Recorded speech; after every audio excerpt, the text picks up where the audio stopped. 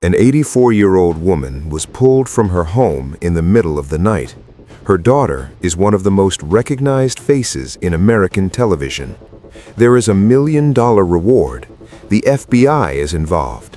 44 days have passed, and the man running this entire investigation just sat down in front of a camera, looked directly into the lens, and told the country that he knows exactly why it happened. He is not going to tell you. That is where this case is right now.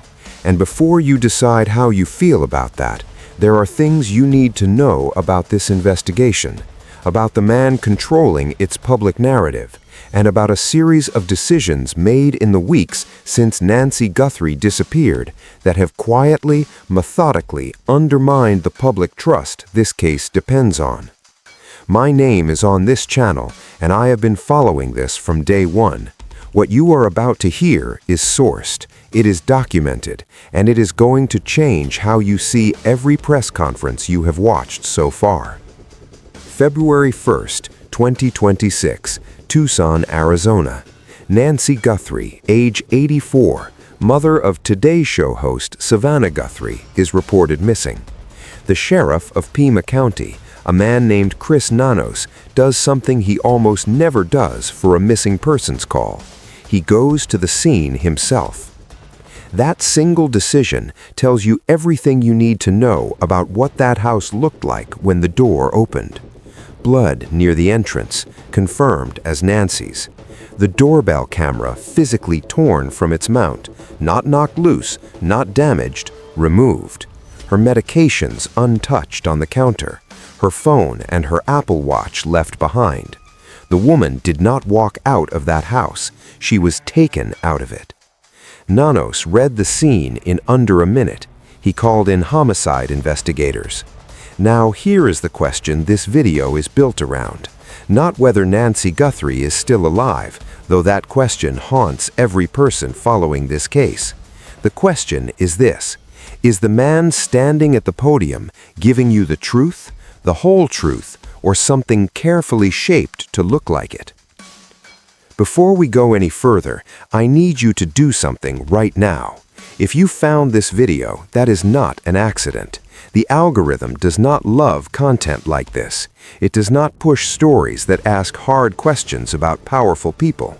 Hit subscribe, tap the bell, because this case is moving and I am not going to slow down, and I do not want you finding out 3 days late when something breaks. Do it now and then come back, because what follows is where this gets complicated. Back to February 1st. The night before Nancy disappeared, her daughter-in-law, a man named Tommaso Cioni, drove her home. He is married to Annie Guthrie, Savannah's sister. He dropped her off, and that's the last confirmed contact anyone has documented. That detail matters, and we're going to come back to it. What investigators found in the hours after the call was a scene with almost no noise, no signs of a prolonged struggle, no evidence that Nancy had time to react in any meaningful way. The doorbell camera was gone. The blood was near the entrance. Whoever came through that door knew what they were doing and moved fast. Nanos confirmed the crime was targeted, not a random act, not a burglary gone wrong, targeted. That word carries enormous weight in a case like this, and we are going to spend real time on what it means. Because targeted narrows the universe of people who could have done this in ways that the coverage has not fully explored.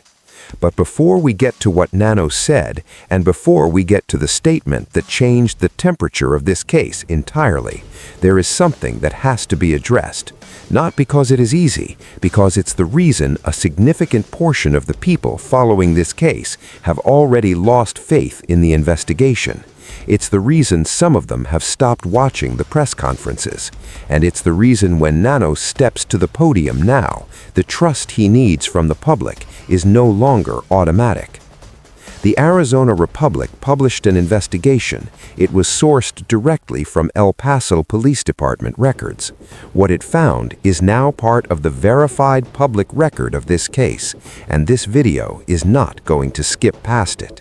His record, El Paso. Chris Nanos started his law enforcement career in El Paso, Texas in February 1976, and the early record is genuinely impressive. He worked as a decoy officer, someone who posed as bait to draw out drug dealers and violent criminals in operations where the margin for error was almost nothing. In 1979, he saved his partner's life. The Combined Law Enforcement Association of Texas named him Officer of the Year for the Western region in 1980. That is real. That is verified. Nobody is taking that away from him. But according to police records obtained directly from the El Paso Police Department and reported by the Arizona Republic, what followed across the next 2 years was a significantly different story. And that story is now part of the public record of this case. Over 6 years with the El Paso Police Department, Nanos accumulated 26 separate allegations on his internal affairs history card. 26! The list includes excessive use of force, a shot fired, off-duty gambling, tardiness, failure to report to duty, making threats, and dereliction of duty. Across that 6-year period, he was suspended or placed on unpaid leave for a combined 37 days. His longest single suspension came in March 1982, 15 days without pay. The reason? He was accused of injuring a robbery suspect named Carlos Urias during an arrest. Urias claimed Nanos kicked him and struck him in the head. The incident sent Urias to the intensive care unit. Urias filed police assault charges. A grand jury declined to indict. Nanos received the 15-day suspension that same year. The resume gap. Then something happened that did not make its way onto his public resume. The department gave him a choice: resign or be fired. The documented reasons in his departure records were insubordination and consistent inefficiency. He resigned, and somewhere between leaving El Paso and arriving in Arizona, 2 years vanished from his professional history. His publicly posted resume listed his El Paso service ending in 1984. Department records show it ended in 1982. There was a second error. His resume listed his promotion to captain as 2009. It actually happened in 2007. When the Arizona Republic confronted the department with the discrepancy, a spokesperson issued a statement calling both date errors administrative in nature and not intended to mislead. The resume was corrected. Nanos, asked directly by the reporter, did not address the disciplinary history. He did not explain the gap. His full written response was, "You sure you do not want to go back to my high school and ask why I got swats from the principal? Good luck with your hit piece." The no confidence vote. That's the man who arrived in Pima County in 1984 as a corrections officer and worked his way up through the ranks over the next several decades until he became sheriff. And before Nancy Guthrie ever disappeared, before any of this was on the national radar, his own deputies had already rendered their verdict on his leadership. In January 2024, the Pima County Deputies Organization, the union representing deputies inside his own department, conducted an internal vote of no confidence in Nanos. Out of the 86 deputies who chose to participate, 85 voted no confidence. 1 voted in his favor. That's 98.8% of the people who work for him, who see how he operates every single day, who chose to go on record and say, "We do not trust this man to lead us." The union president, Sergeant Aaron Cross, was explicit about the reason: years of frustration at what he described as a lack of competent leadership and mismanagement. He also noted that the deputies who voted fully expected some form of retaliation for making it public. The election, 481 votes. Nanos was up for re-election. He was challenged by Lieutenant Heather Lappin, a 19-year veteran of his own department, a woman who had spent nearly 2 decades inside that building and decided the situation was serious enough that she needed to run against her own boss. In the weeks before the election, Nanos placed Lappin on administrative leave. He restricted her to her home during business hours. He limited her ability to campaign. the Pima County Board of Supervisors voted to request an investigation by both the Arizona Attorney General and the United States Attorney General into whether those moves constituted election manipulation. The Attorney General's office confirmed they received the request. Nanos won the election by 481 votes. A mandatory recount was conducted. The margin settled at 481. 481 votes in a county of more than 1 million people after he had placed his only challenger under what amounted to house arrest during the final weeks of the campaign, after 85 of his own deputies had formally declared they did not trust him, after an investigation into his conduct was requested by the county's own Board of Supervisors. 481 votes. Now here's the part that makes all of this relevant to Nancy Guthrie and not just a separate political story. Because some of you are thinking, this is background noise. His past record doesn't change what happened on February 1st, and you would be right to push back on that, if the way his history intersected with the investigation had stopped at the resume. It did not stop at the resume. The DNA evidence collected from the scene was sent to a lab in Florida, not to the FBI's lab at Quantico. Nanos has a documented years-long history of hostility toward the FBI. Sources inside his own department have described the FBI in this investigation as not knowing who was in charge, and a federal law enforcement source told Fox News Digital that the DNA will need to be retested by the FBI anyway.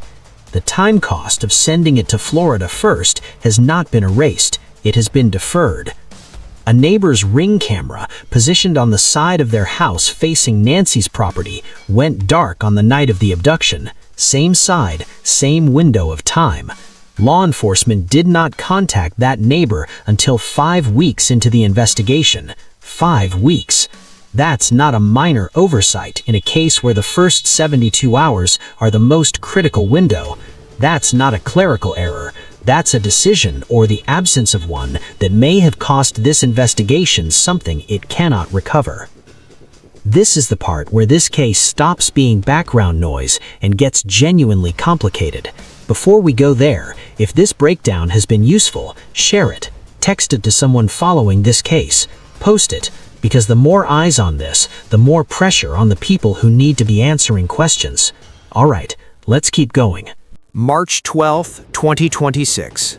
40 days into the disappearance of Nancy Guthrie. Nanos sits down with NBC News correspondent Liz Kreutz. It is not his first interview. He has sat across from nearly every major network in America at this point. He has held press conference after press conference. He has given update after update. And across all of those appearances, across every question asked and every answer given, one statement stands apart from everything else. He said investigators believe they know the motive. He said it had been present since day one, that from the very first hours of the investigation, his team had formed strong beliefs about what happened and why, that those beliefs had not diminished across 40 or more days of evidence gathering and forensic processing. And then he said he would not tell you what it was. Think about the weight of that for a moment. 40 days, a missing 84-year-old woman, $1 million reward with no takers, no authenticated proof of life, and the man leading the investigation sits down on national television and tells the country, "We know why. We have known since the beginning, and we are keeping it to ourselves." 2 readings. You decide. Now, there are exactly 2 ways to read that statement, and this video is going to give you both of them, because you deserve to hear both and decide for yourself which one you find more consistent with everything you have seen. The first reading is the straightforward one. Disclosing a motive in an active kidnapping case hands the suspect a roadmap. It tells them what investigators are focused on. It tells them which threads are being pulled. In cases where victim may still be alive, that information can be operationally dangerous. Experienced investigators routinely withhold motive theory precisely because the moment it becomes public, it changes the behavior of the person you are trying to find. If you believe your suspect is watching the press conferences, and in a case this high profile you have to assume they are, then silence is a tool. That reading is legitimate, it is defensible, it is consistent with standard investigative practice, and it should not be dismissed. The second reading is harder to say out loud, but it needs to be named. Saying "we know why but will not tell you" can also function as something other than protection. It can project the appearance of progress without producing any evidence of it. It can redirect public attention away from questions about the investigation itself, questions about the DNA routing, about the 5-week gap before anyone knocked on the neighbor's door, about the no confidence vote, about the 481-vote election and what preceded it, and point that attention towards a different subject entirely, the psychology of the kidnapper. That is a significant redirect, and the timing of the statement matters. Nanos made this claim on day 40, not day 3, not day 10, when the investigation had momentum and the public was still giving the department the benefit of the doubt.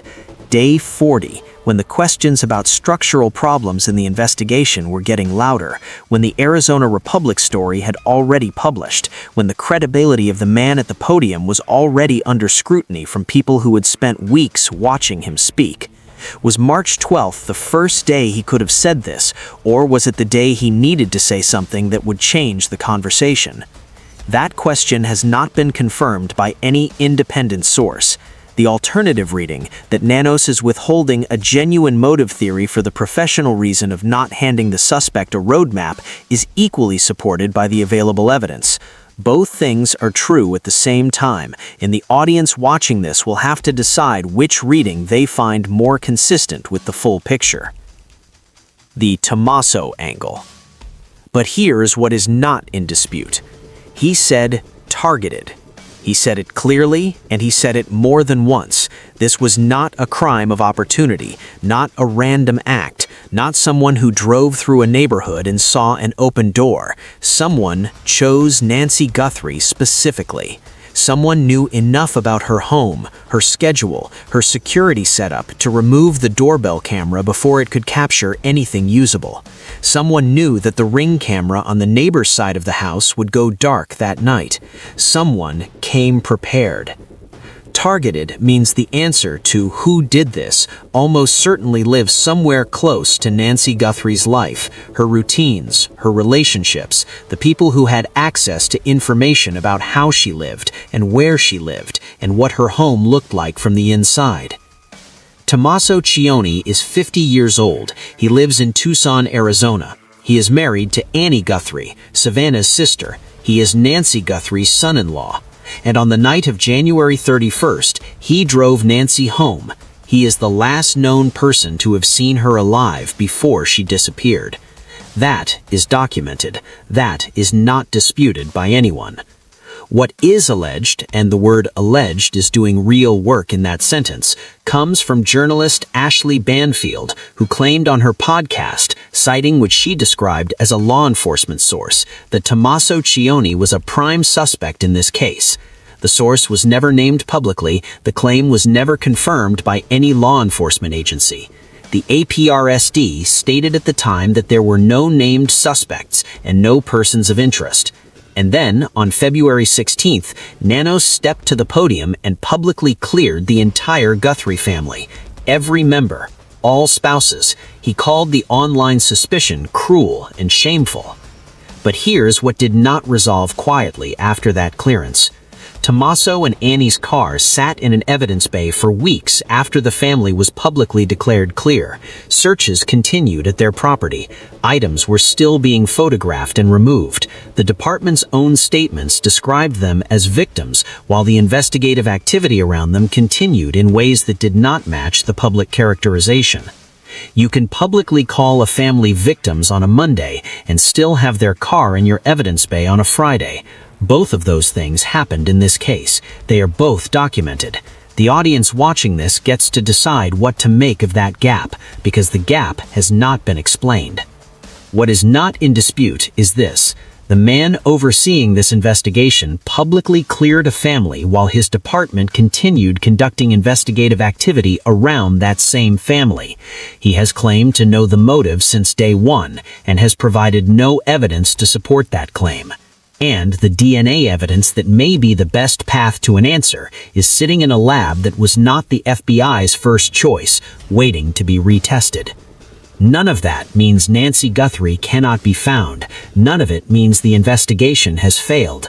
The science does not require any of these questions to be resolved before it produces an answer. But it means the public has a right to ask them. It means the man at the podium does not get the automatic deference he received on day 3. And it means that when he says he knows why, the appropriate response is not simply to take his word for it. The DNA routing decision.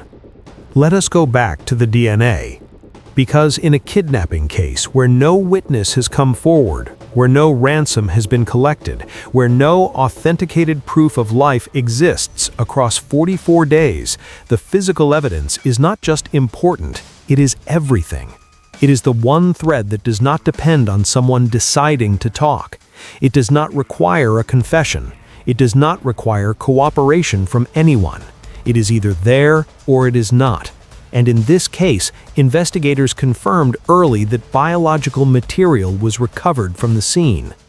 That material was sent to a lab in Florida, not to Quantico, not to the FBI's forensic laboratory, which is among the most sophisticated evidence processing facilities in the world, which has the resources, the technology, and the institutional infrastructure specifically designed for cases of this magnitude and urgency. It went to Florida. Nanos has a documented years-long history of friction with the FBI. Sources inside his own department described the federal presence in this investigation as confused about who was in charge. One federal law enforcement source told Fox News Digital directly that the DNA would need to be retested by the FBI regardless of what the Florida lab produced. Think about what that means in practical terms. The evidence left the scene. It traveled to a facility that was not the primary federal resource for this type of case. It was processed there, and then it was going to have to be processed again by the agency that should have received it in the first place, because the original routing decision did not align with the investigative pathway that leads to a prosecutable result. The time that process consumed did not disappear when the DNA was eventually handed over. It was simply absorbed into the timeline of a case where time is the one resource that cannot be recovered. Every day that passed between the night Nancy was taken and the day the FBI had usable processed evidence was a day the trail got colder, a day memories faded, a day the person responsible had more time to construct distance between themselves and what they did. That decision was made by the man who knew the motive since day one. The gloves, the dogs, the house. Now the gloves. A pair of gloves was recovered near the scene. That is the kind of physical evidence that can crack a case wide open. Gloves worn during a crime carry DNA on the inside and the outside. They carry skin cells, sweat, hair. They are extraordinarily difficult to wear without leaving some biological trace of the person who put them on. Investigators collected them, they processed them, and the DNA came back to a local restaurant employee with no connection to the case. That lead is closed. The cadaver dogs were pulled back on day 39. That detail landed hard on everyone following the case closely. Cadaver dogs are not deployed in a kidnapping investigation because investigators expect to find a living person. Their presence in the search was already a signal. Their withdrawal does not necessarily mean the search for Nancy stopped, but it does mean the people making operational decisions about resource allocation made a calculation of probability on day 39 that the public was not explicitly told. The family home was returned after a final forensic sweep. When investigators return a crime scene to a family, it typically means they have extracted what they believe the scene has to offer. It means the physical space itself is no longer considered a primary evidence source. No authenticated proof of life across 44 days. That phrase needs to sit for a moment. Not unverified, not uncertain, not disputed. No authenticated proof of life. The standard for authentication in a kidnapping case is not particularly high. A photograph with a current newspaper, a voice recording with a verifiable date reference, a video, anything that an investigator can look at and say, this was produced after the abduction and the person in it is alive. In 44 days, nothing meeting that standard was produced or confirmed publicly. The internet outage, 5 weeks. On the night of the abduction, a disruption occurred in the internet and power connectivity in the area around Nancy's home. Nanos confirmed investigators were examining a damaged utility box near the property. He stated they did not currently believe it was connected to the case. What is also important is this. The neighbor whose Ring camera went dark that night, on the side of their house facing Nancy's property, in the same window of time the abduction occurred, was not contacted by law enforcement until 5 weeks into the investigation. FBI agents went door to door asking residents whether they had experienced internet problems on the night Nancy disappeared. Week 5. In the first hours of an investigation like this, before evidence degrades, before memories shift, before people delete their app histories and their router logs and their cloud backups, you canvass the neighborhood. You knock on every door within 3 blocks within sight of that house and ask every person who lives within sight of that house whether anything unusual happened that night. You collect every piece of surveillance footage available within a 2-mile radius before the systems overwrite themselves on their 30-day cycles. You do not wait 5 weeks to ask the neighbor whose camera went dark that night whether she noticed anything unusual. That is not a procedural disagreement between experts. That is a gap in the timeline of a case where every hour in the first week mattered more than every month that followed. And it happened under the leadership of a man who had already demonstrated, across a career documented in police records, that his relationship with institutional process was at minimum complicated. Where this investigation stands. Here is where this investigation stands at 44 days. The FBI's genetic genealogy pathway remains open. Thousands of hours of footage are still under review at Quantico. The DNA that was sent to Florida and will need to be retested is moving through that process. The 5-week gap before anyone with a badge asked the neighborhood about the internet outage cannot be recovered, but the information from those conversations is now part of the file. The Tommaso Cioni clearance is public record. The searches that continued after that clearance are also public record. The car that sat in the evidence bay after the family was declared clear is public record. None of those facts exist in isolation. They form a pattern, and the pattern raises a question that this investigation has not yet answered with any transparency. How much of what the public has been told reflects the actual investigative posture, and how much of it reflects the management of a narrative whose relationship with the truth of his own history is, at minimum, complicated? Because Nancy Guthrie deserves an investigation that is being run for her, not for the career of the man running it, not for the optics of the press conferences, not for the management of public perception in a county where the sheriff just won re-election by 481 votes and knows exactly how much his position depends on how this case is perceived. For her. For the 84-year-old woman whose blood was on the floor near the entrance, whose medication was untouched on the counter, whose phone and watch were left behind, like markers of a life interrupted mid-sentence. Tip lines and rewards. The rewards have not moved. The Guthrie family has committed $1 million for information leading to Nancy's recovery, payable upon her return. The FBI reward stands at $200,000 for an arrest and conviction, with $100,000 of that contributed anonymously. An additional $102,500 is available through 88 Crime and Crime Stoppers. The combined total is more than $1.2 million, and every single one of those tip channels accepts anonymous reports from anywhere in the world. If you know something, the tip line is 1-800-CALL-FBI. Online submissions go to tips.fbi.gov.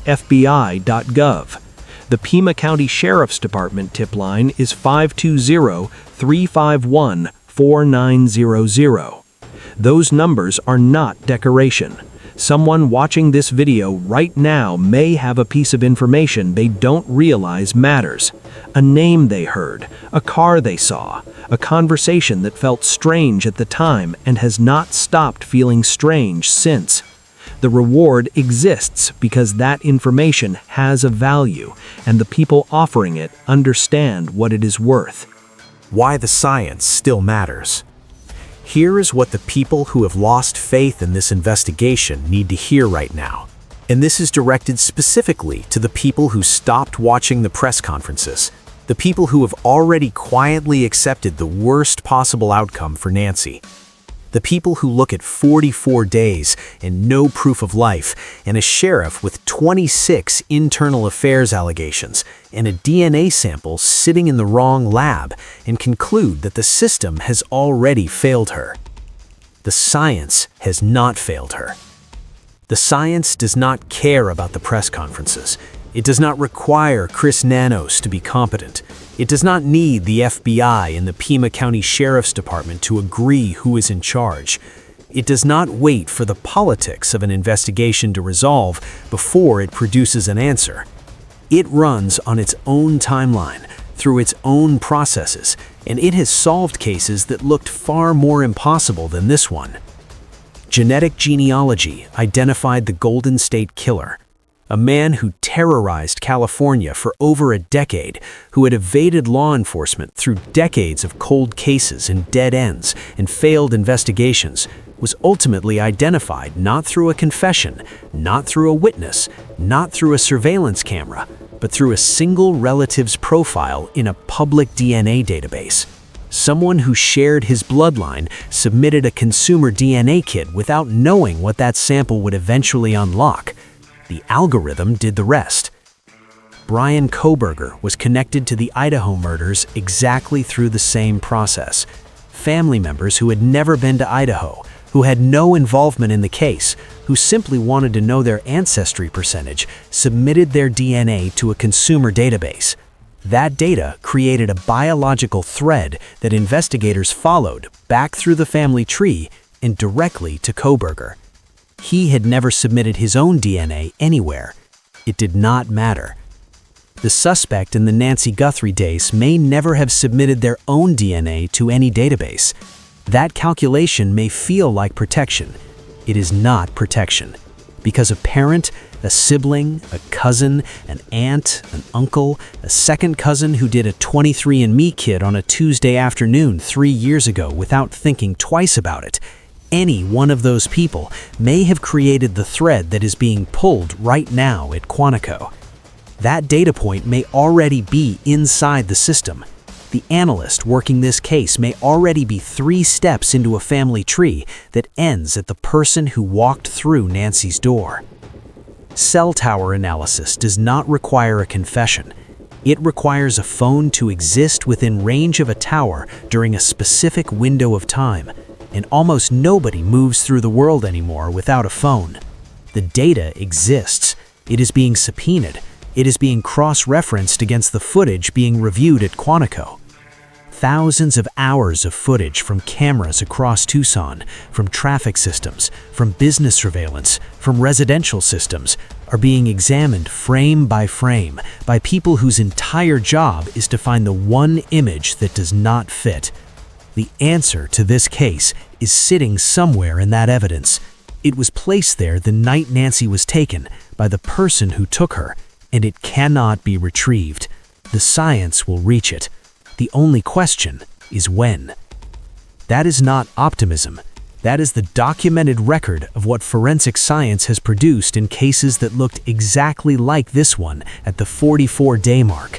Cold, complicated, politically messy, running under leadership that generated more questions than confidence, and then broken open by a single data point that had been sitting in a database waiting for the right analyst to connect it to the right name.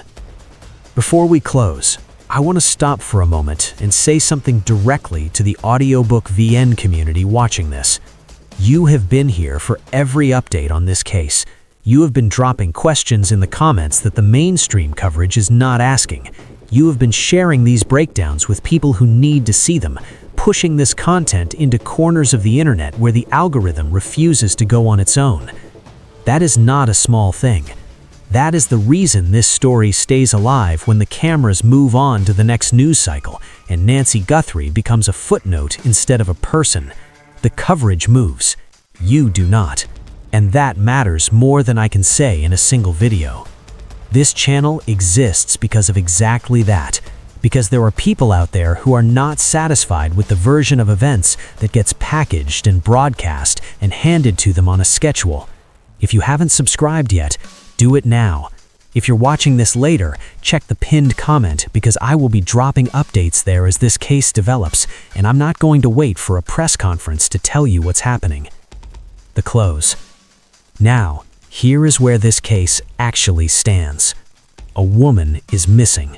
She is 84 years old, and her daughter goes on national television every morning and tries to hold herself together in front of a camera. The science is still running. The genetic genealogy pathway is open. The footage review is active. The rewards are fully live, and the tip lines are open to anyone, anywhere in the world who has a piece of information they have not yet passed forward. The man controlling the public narrative of this investigation has told you he knows why it happened. He told you he has known this since the beginning. He has provided no evidence of that claim and no path to verifying it. Whether you take that at face value is now a decision you have to make with the full picture in front of you. Not the press conference version, the documented version. Questions for the comments, and I read every single one. Do you believe Chris Nanos when he says the motive has been known since day one and he is staying silent purely to protect the investigation? Or do you think there is something else behind that silence, something that has less to do with protecting the case and more to do with protecting the man running it? And the Tommaso clearance, the one that came publicly while the searches continued privately, while the car sat in the evidence bay, while items were still being photographed and removed from the property. Has that been fully explained to your satisfaction? Drop your answer below. Tell us where in the world you're watching from. Tell us what the coverage in your area is saying that this video is not, because this community sees things that the cameras miss, and that matters in a case like this. Until the next update, stay on this. Nancy Guthrie has not been forgotten. Not here.